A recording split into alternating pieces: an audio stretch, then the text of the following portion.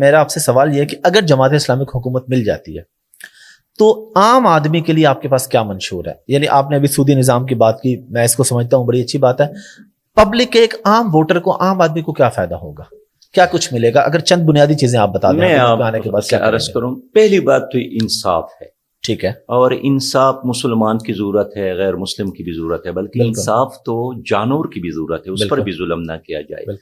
اگر آپ کو میسر آیا انصاف، اس کا مطلب ہے کہ میرٹ کی حکمرانی ہوگی. آپ کو آپ کی صلاحیت کے مطابق جاب ملے گی، روزگار ملے گا، امن ملے گا. ایک تو یہ. دوسری بات یہ ہے کہ ہم بڑوں سے جو اس وقت انہوں نے جمع کیے ہیں دولت کے ہمالیہ سے بھی زیادہ پہاڑ، اس دولت کو ان حرام خوروں سے لے کر غریبوں کو دیں گے تاکہ وہ بھی اپنے پیروں پہ کھڑے ہونے کے قابل ہو جائے. میں سمجھتا ہوں کہ اس وقت سب سے بڑا مسئلہ ہمارے نوجوانوں کا بے روزگاری ہے. ہم اس کو ختم کر سکتے ہیں. ہمارے ساتھ ایک انقلابی پروگرام ہے. اس وقت سب سے بڑا مسئلہ ہمارے ملک میں تعلیمی نظام کا ہے. ہم یکساں نظام تعلیم دے سکتے، اس کے لیے ہمارے ساتھ ایک انقلابی پروگرام ہے. ہم چاہتے ہیں کہ ایک صحت مند قوم بن جائے. ہمارے ساتھ صحت کا ایک مکمل نظام ہے. میں آپ کو بتا دوں کہ میں اس میں اکیلے نہیں ہوں. میرے ساتھ ہر شعبے سے تعلق رکھنے والے اسپیشلائزڈ لوگ موجود ہیں. زراعت کے حوالے سے، صنعت کے حوالے سے، تعلیم کے حوالے سے، صحت کے حوالے سے، بین الاقوامی مسائل کے حوالے سے. میں آپ کو ایک ایسی حکومت ہم آپ کو دیں گے کہ پاکستان کا ہر شہری سمجھے گا کہ میری حکومت ہے. وہ ٹیکس بھی خوشی سے دے گا اس لیے کہ میری حکومت ہے. وہ ٹیکس چوری نہیں کرے گا. وہ سمجھے گا کہ میں ٹیکس دیتا ہوں، وہ میرے بچوں پہ خرچ ہوتے ہیں، وہ میری گلی کی صفائی پہ خرچ ہوتا ہے، وہ میرے علاقے کے اسکول اور ہاسپٹل پہ خرچ ہوتا ہے. اس وقت لوگ اس لیے ٹیکس نہیں دیتے کہ لوگ سمجھتے ہیں کہ چور، بالکل، اور چور کو کیوں دے دوں. بالکل. نوجوان نسل کی شادیوں کے لیے بھی آپ کچھ کریں گے؟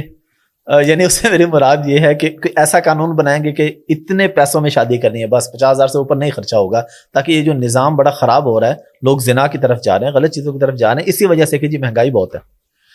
دیکھیے احمد، ایک حدیث سنا دوں. یہ نبی مہربان صلی اللہ علیہ وسلم نے فرمایا ہے کہ السلطان ولی من لا ولی لہ. سلطان جو ہے یہ وارث ہے جس کا کوئی وارث نہ ہو. تو وارث ہونے کے ناطے ہر غریب لڑکے کے لیے شادی کا انتظام کرنا اور ہر غریب بچے کے لیے شادی کا انتظام کرنا یہ حکومت کی ذمہ داری ہے. یہ عمر بن عبدالعزیز کا باقاعدہ حکم تھا کہ میرے خزانے سے ان لوگوں کو دیا جائے جو شادی کے قابل ہیں اور ان کے ساتھ پیسہ نہیں ہے.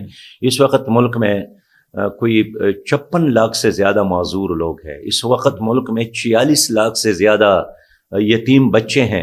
ان سب کی کفالت کرنا اسلامی حکومت کی ذمہ داری ہے. تو اگر حکومت اپنے آپ کو وارث سمجھے، حاکم نہ سمجھے، آقا نہ سمجھے، ٹھیک ہے، تو پھر یہ سب کچھ ممکن ہے. اس وقت آپ کا حکمران آقا ہے، وہ آپ کا خادم نہیں ہے.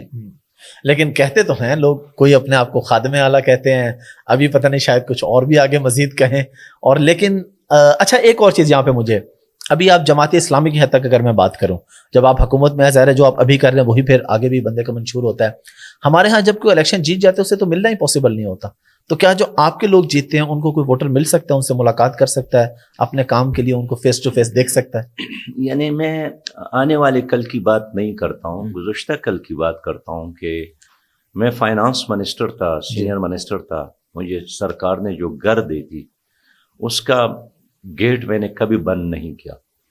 اور آئی جی پی نے مجھے بار بار لکھا بھی، کہا بھی کہ یہ آپ رسک لے رہے ہیں اور کسی وقت کوئی حملہ ہو سکتا ہے. لیکن میں نے دیکھا ہمارے گھر میں رات کے 2 بجے بھی رکشے والے آتے تھے کہ فلاں چوک پر میرے ساتھ یہ سلوک کیا گیا تو اس لیے میں یہاں پر پہنچا ہوں. ہمارے دروازے بند نہیں ہوتے. اور یہ میرے الفاظ کی حد تک نہیں ہے، یہ میں اپنے تمام ساتھیوں کی عملی زندگی کی بنیاد پر کہتا ہوں کہ اپروچیبل ہے جماعت اسلامی، کل بھی، آج بھی، اور حکومت حاصل کریں گے تو بھی. آپ لوگوں کو کیا پیغام دیں گے؟ ڈی جی خان کے ایک صاحب جیتے ہیں، تو ابھی آج ہمارے وہاں کے ایک بیورو چیف آئے بیٹھے تھے، انہوں نے کہا کہ جب ان کو لوگ مبارکباد دینے کے لیے گئے جیتنے پہ تو انہوں نے گھر کی چھت سے ہاتھ ہلا دیا تھا. وہ مبارکباد پہ بھی نیچے آ کے نہیں ملے کیونکہ اب وہ جیت گئے. اس طرح تو ہمارے ملک میں بہت زیادہ ہو رہا ہے. تو ایسا جو ووٹر ہے اس کو کیا کہیں گے، اور جو یہ کر رہا ہے اس کو آپ کیا پیغام دیں گے؟ نہیں، اس نے اگر مبارکباد پر بھی لوگوں سے ملنا گوارا نہیں کیا جی تو اس کی وجہ یہ نہیں ہے کہ وہ ملنا نہیں چاہتا تھا، اس کی وجہ یہی ہے کہ ان کو معلوم ہے کہ اس نے جیتا نہیں ہے. ہاں جی، اب ان کے چہروں کو دیکھ کے اس پر مسکراہٹ نہیں ہے، اور لوگ مبارکباد دینے جاتے ہیں تو خوش نہیں ہوتے ہیں، اس لیے کہ وہ سمجھتے ہیں. اور یہی جعلی لوگ جب اسمبلیوں میں پہنچ جائیں گے وہ قوم کے کام نہیں کریں گے. میں پیغام یہی دینا چاہتا ہوں کہ آؤ مل کر پاکستان کو ایک اسلامی، ایک ویلفیئر، ایک کلین اور گرین پاکستان بنا لے، اور جماعت اسلامی اس کام کے لیے آپ کا پلیٹ فارم. سراج صاحب، ووٹرز زیادہ ہر بندے کو پتا ہوتا ہے کہ ہمارے ووٹرز کس کیٹیگری کے ہیں. جماعت اسلامی کیا سمجھتی ہے کہ آپ کا ووٹر بوڑھا ہے، نوجوان ہے، خواتین ہیں، بوڑھی عورتیں ہیں؟ آپ کا اصل ووٹر، اصل آپ کی اسٹرینتھ کون ہے؟ دیکھیے، یہ آج کی بات نہیں ہے، ڈے ون سے نوجوان ہی اسلامی تحریک کا سرمایہ اور ہراول دستہ ہے. آپ انبیاء کو بھی دیکھیں، جوانوں نے ساتھ دیا. یعنی خود حضور علیہ السلام کے ساتھ 11 سال کا حضرت علی، 14 سال کے حضرت زید، 18 سال کے حضرت طلحہ، 28 سال کے حضرت عمر. خود موسیٰ علیہ السلام کے بارے میں قرآن کی گواہی ہے. بہت دلچسپ بات ہے، قرآن کہتا ہے کہ فما آمن لموسیٰ الا ذریۃ من قومہ. فرعون کے مقابلے میں موسیٰ علیہ السلام کا ساتھ کسی نے نہیں دیا، یعنی بڑوں نے ساتھ نہیں دیا. ذریت تو جانتے ہیں نا جی، بچوں نے ساتھ دیا. جماعت اسلامی کی آواز پر لبیک کہنے والے بھی زیادہ تر یوتھ ہے، اور یہی وجہ ہے کہ جب اسلامی جمعیت طلبہ کالج یونیورسٹیوں میں الیکشن میں حصہ لیتی ہے تو لڑکے اور لڑکیاں ان کو ووٹ دیتے ہیں. یہی تو نوجوان ہیں. اور آج بھی الحمدللہ اس الیکشن میں زیادہ تر ہمیں سپورٹ کیا نوجوانوں نے. یہ ہوا کہ پی ڈی ایم کے آنے کے بعد جی عمران خان کو مظلوم بنایا گیا. حال یہ ہے کہ یہ شہباز شریف صاحب، یہ زرداری صاحب میرے پاس آئے تھے کہ آپ ہمارا ساتھ دیں. میں ساتھ نہیں دیا. کیوں ساتھ نہیں دیا؟ اس لیے کہ ان کے ساتھ کوئی پروگرام نہیں تھا سوائے اپنے کیسز ختم کرنے کے لیے، ٹھیک ہے، یا اپنے مفادات کے علاوہ. لیکن میں نے شہباز شریف کو کہا تھا کہ آپ اس پی ٹی آئی کو حکومت مکمل کرنے دیں، آپ اس کو ایک سیاسی شہید بنائیں گے. لیکن اس نے کہا کہ نہیں ایسے نہیں ہے. تو جب الیکشن کے دوران عمران خان کو ایک بار سزا ہوئی، پھر دوسری بار سزا ہوئی، پھر سزا ہوئی، تو ان کے امیدواران ہمارے حلقوں میں بھی جب مجمعوں میں جاتے تھے تو یہ نہیں کہتے تھے کہ مجھے ووٹ دو.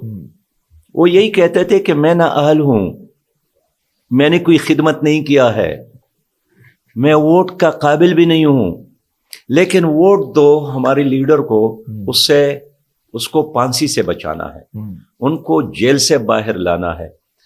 اسی چیز نے پورے ملک کی ماحول کو تبدیل کیا کہ پی ٹی آئی مظلوم بن گئی، اور ایسے مظلوم بن گئی کہ جو ووٹ دینا نہیں بھی چاہتے تھے انہوں نے بھی ووٹ دیا ان کو.